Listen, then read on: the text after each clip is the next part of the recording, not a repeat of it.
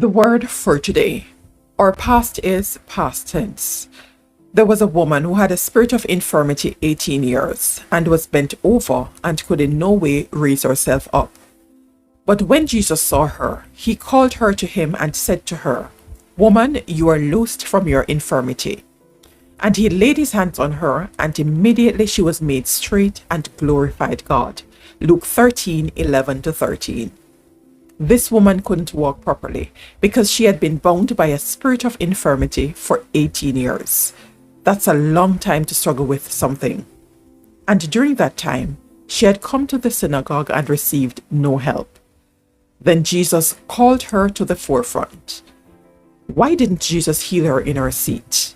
Two reasons. One, God wants us to exercise faith and act on his word. When you live with an unsolved problem for a long time, you may think, this will never change.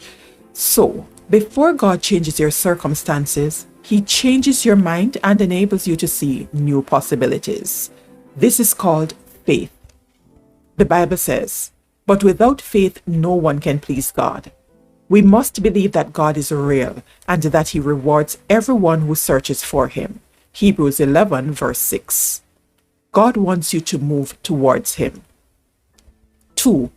God wants us to invest in our own deliverance.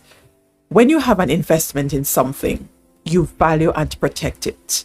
That way, when Satan tries to bring the problem back, you say, "No, I don't receive that. That's no longer who I am. I'm a new creation in Christ." That's the word for today.